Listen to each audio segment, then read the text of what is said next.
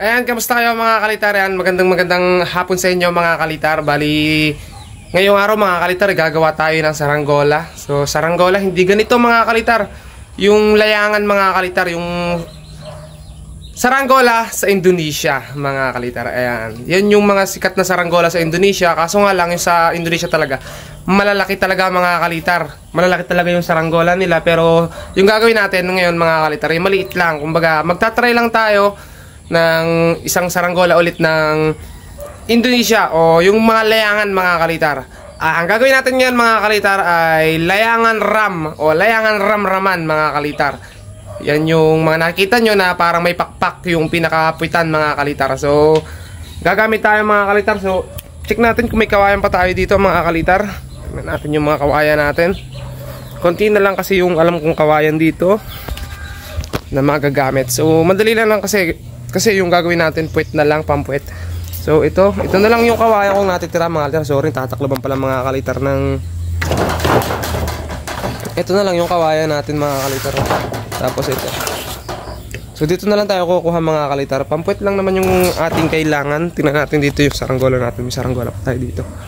Ito mga kalitar yung mga saranggola, gapangan at saka may star. Hindi pa ulit tayo nakapagpalipad mga kalitar. Ayun mga kalitar. Ilan pa to? Kunti na lang pala mga kalitar. So gayon nga, gaya ng sabi ko sa inyo, gagawin natin mga kalitar yung ram-raman. To check natin to. Itong gagamba natin mga kalitar, hindi na pa rin natin naaayos. Matagal na kasi to eh. So isang araw ayusin ko na talaga yan, tapos paliparin natin. Ang ano kasi niya, medyo malambot yung patindig. So tara, umpisa na natin mga kalitar para makapagawa na tayo ng saranggola. 1 hour later.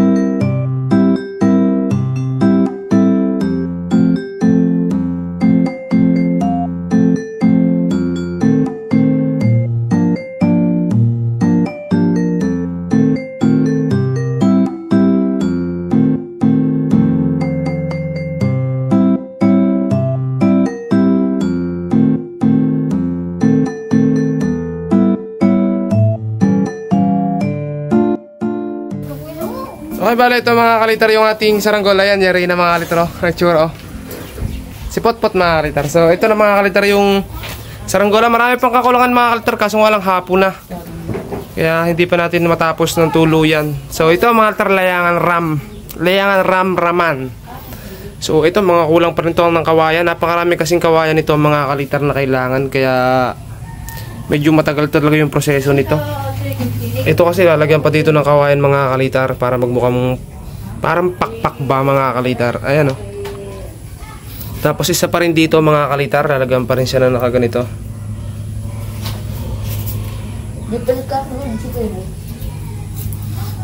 Pero madali na, konti na lang yung ano, pabalat na lang at saka konting proseso mga kalitar nito.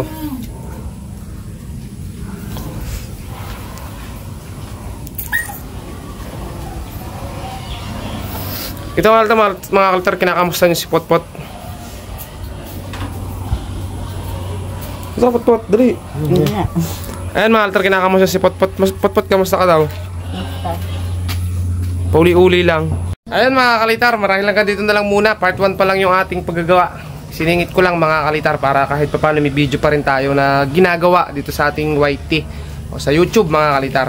Bali, ito mga alter ulit yung ginagawa natin, layangan RAM. So, abang-abang na lang ulit sa update nito mga kalitar. Bye-bye.